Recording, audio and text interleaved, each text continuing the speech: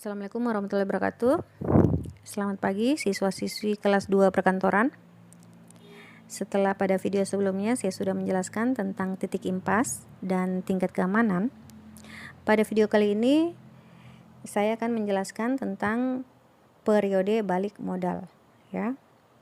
Bisa dilihat pada buku paket halaman 173 ya. Oke. Periode balik modal merupakan titik balik modal usaha, yaitu perbandingan antara total investasi dengan keuntungan yang diperoleh. Jadi gitu ya.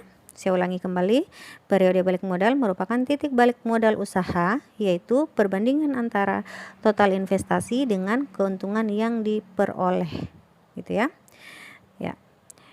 Jadi kenapa kita harus menentukan atau mencari tentang periode balik modal, ya.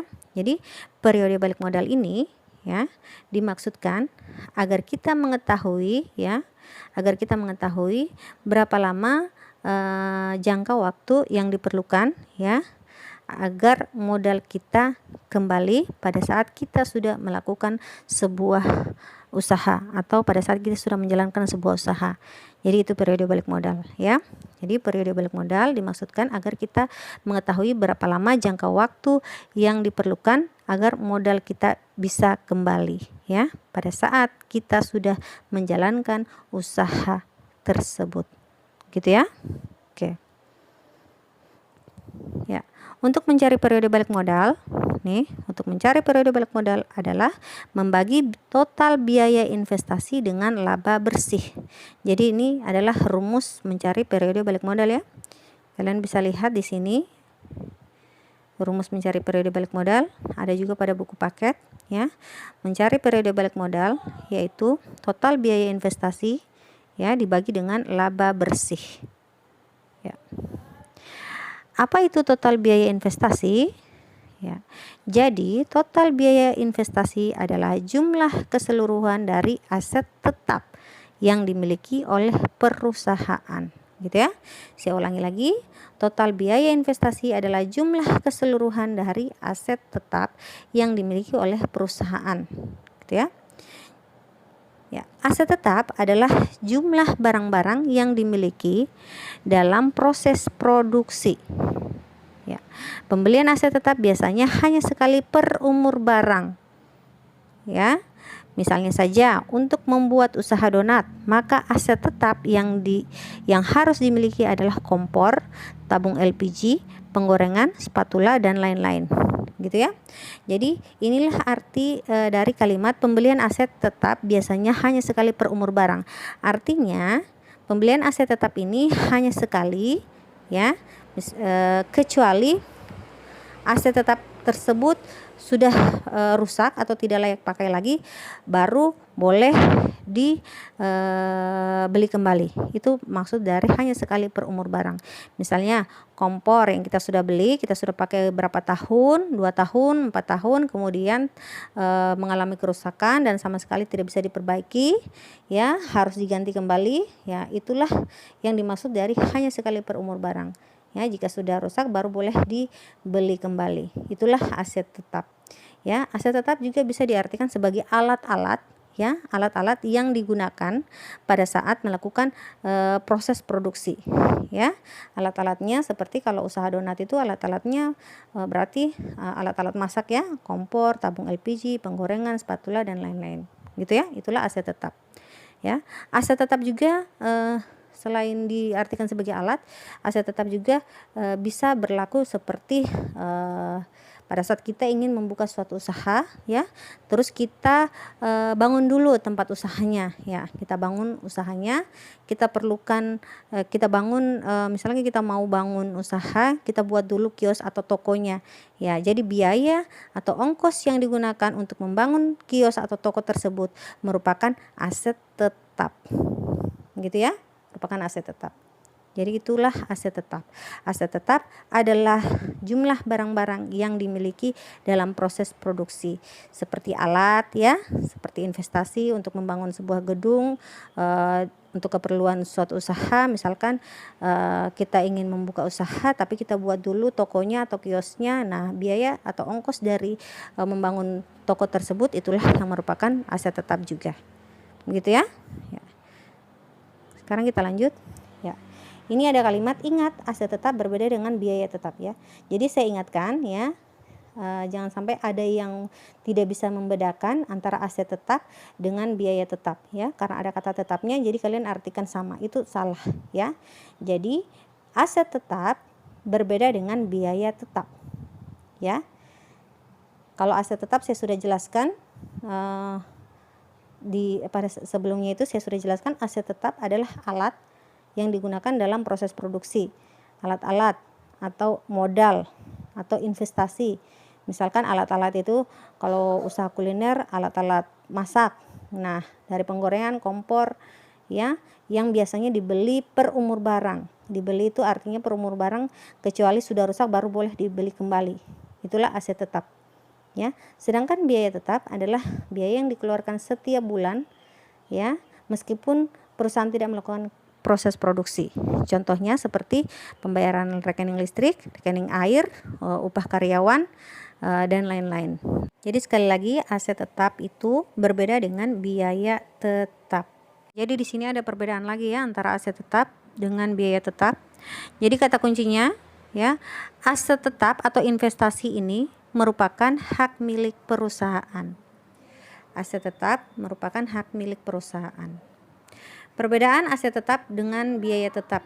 Jadi saya jelaskan ini agar jangan sampai kalian menemukan soal dalam mencari periode balik modal, kemudian pada soal tersebut ada aset tetapnya, ada biaya tetapnya, kalian bingung cara membedakannya bagaimana. Jadi di sini saya jelaskan. Biaya pembangunan ini contoh saja ya. Biaya pembangunan toko ya. Biaya pembangunan toko atau gedung perusahaan ya. Jadi biaya pembangunan toko atau gedung ini kan otomatis dia yang memiliki ya. Dia bangun toko. Dia membangun sebuah gedung untuk sebuah usaha. Jadi kalau membangun toko ya, itu termasuk milik perusahaan. Hak milik perusahaan. Kalau sudah hak milik perusahaan, berarti termasuk investasi atau aset tetap. Ya. Jadi saya ulangi lagi, biaya pembangunan toko atau gedung perusahaan merupakan aset tetap atau investasi. Kenapa? Karena merupakan hak milik perusahaan. Tuh. Selanjutnya biaya sewa gedung atau sewa toko. Ya. Jadi kalau sewa gedung atau sewa otomatis dia hanya menyewa saja, berarti bukan hak miliknya, bukan hak milik perusahaan tersebut. Dia hanya menyewa saja. Berarti kalau hanya menyewa saja, otomatis kan dia harus mengeluarkan biaya per bulannya. Ya, mau tidak mau harus dikeluarkan.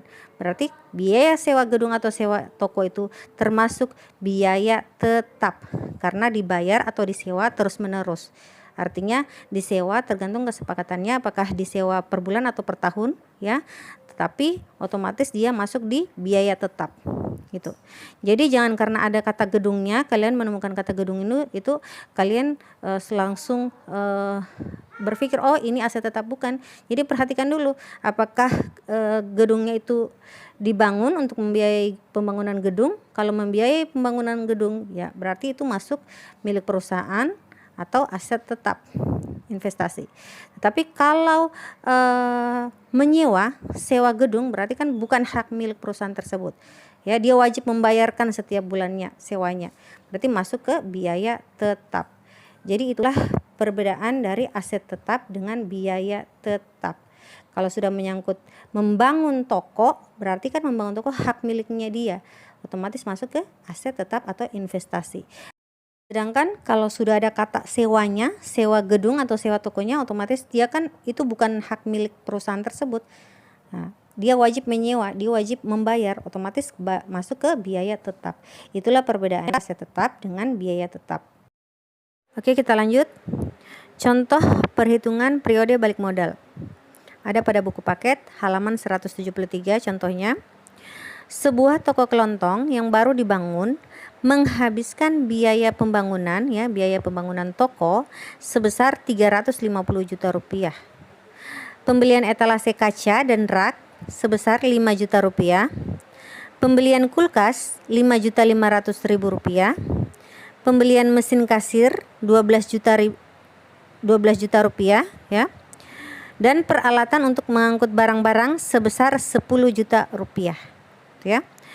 Pemilik toko membeli barang-barang isi toko sebesar 50 juta rupiah, ya. Barang-barang isi toko ini 50 juta rupiah. Dan terakhir, pemilik toko membeli AC ruangan sebanyak 2 buah yang masing-masing seharga 5 juta rupiah. Jadi masing-masing AC tersebut 5 juta rupiah satu unit. Kalau 2 buah berarti berapa, ya, gitu. Sudah termasuk biaya pasang AC. Oke. Toko kelontong tersebut rata-rata mendapatkan laba bersih 20 juta rupiah per bulan, ya. Berdasarkan cerita di atas, maka bisa kita ketahui bahwa hanya pembelian isi toko saja yang tidak termasuk investasi pemilik toko, ya. Berarti hanya pembelian isi toko saja, artinya barang-barang isi toko yang sebesar 50 juta rupiah ini tidak termasuk investasi atau tidak termasuk aset tetap, ya. Itu tidak termasuk aset tetap, barang isi toko. Pengeluaran lain seperti pendirian bangunan, etalase, rak, kulkas, AC, dan lain-lain termasuk dalam investasi yang dikeluarkan pemilik toko. Artinya pendirian bangunan, etalase, rak, kulkas, AC ini merupakan aset tetap, kecuali barang-barang isi toko tadi, ya, itu bukan aset tetap. Maka bisa kita hitung periode balik modal dari usaha toko kelontong tersebut, ya. Untuk mencari periode balik modal, yang pertama dilakukan adalah cari dahulu yang mana yang termasuk aset tetap. Kalian teliti dahulu yang mana yang termasuk aset tetap. Yang kedua, kemudian hitung total dari jumlah keseluruhan dari aset tetap tersebut. Artinya investasi-investasi itu kamu hitung, ya, aset tetapnya, maka itulah yang dinamakan total biaya investasi. Yang ketiga, cari laba bersihnya, karena untuk mencari periode balik modal adalah total biaya investasi dibagi dengan laba bersih, gitu, ya. Oke. Berdasarkan soal, biaya-biaya yang terdapat di soal, ya. Yang pertama ada biaya pembangunan toko 350 juta rupiah, pembelian etalase dan rak 5 juta rupiah, pembelian kulkas 5.500.000 rupiah, pembelian mesin kasir 12 juta rupiah, peralatan mengangkut barang 10 juta rupiah, kemudian pembelian AC 2 buah atau 2 unit AC, ya, masing-masing AC seharga 5 juta rupiah. Harga untuk 2 buah AC berarti 2 kali 5 juta, berarti untuk 2 buah AC itu sebesar 10 juta rupiah. Kita masukkan ke sini, ya. Pembelian AC 2 buah 10 juta rupiah, ya. Yang ketujuh ini pembelian barang-barang isi toko 50 juta rupiah. Kita rincikan terlebih dahulu, ya. Kemudian kita tentukan yang mana yang termasuk aset tetap. Jadi seperti yang saya sudah katakan di awal tadi, ya, pembelian barang-barang isi toko, ya, pembelian barang-barang isi toko, barang isi toko itu kan sama dengan barang yang akan dijual, ya. Kalau barang yang akan dijual itu termasuk biaya variabel, ya.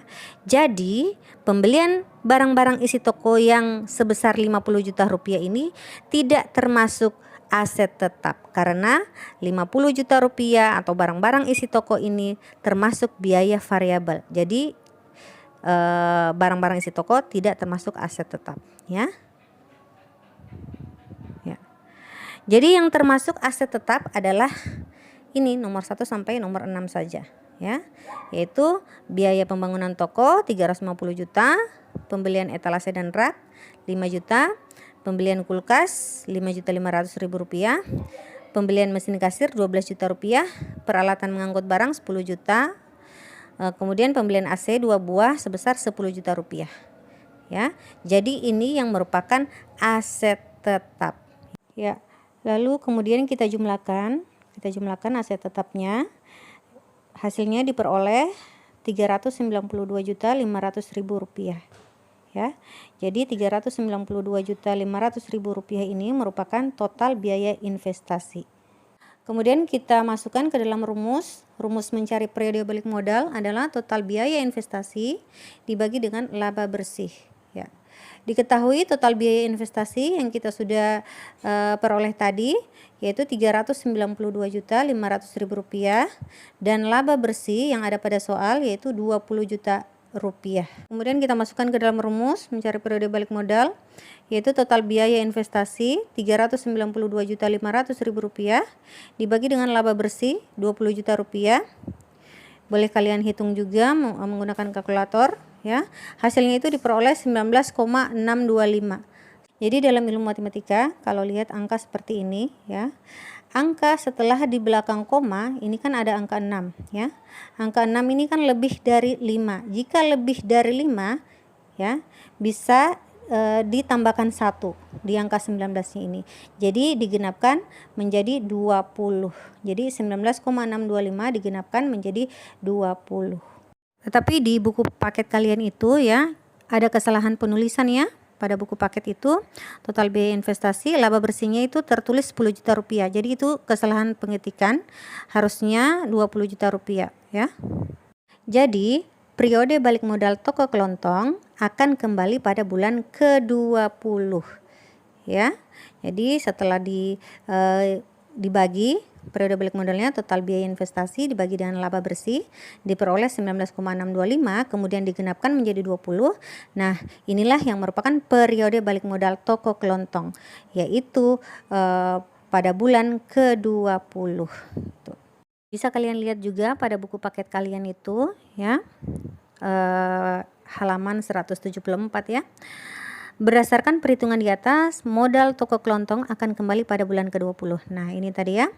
Jadi periode balik modal bisa digunakan sebagai pengingat perusahaan bahwa jika memiliki laba bersih dari yang ditargetkan, maka periode balik modal bisa mundur waktunya ya. Periode balik modal juga perlu diketahui agar pemilik usaha tahu kapan waktu yang tepat untuk memulai strategi usaha baru. Ya. Jadi inilah cara menentukan periode balik modal ya. Semoga dengan penjelasan saya dari awal sampai akhir ini kalian bisa paham ya. Jika ada yang masih tidak dimengerti, kalian bisa menanyakan pada grup WA kita ya. Oke, terima kasih. Assalamualaikum warahmatullahi wabarakatuh.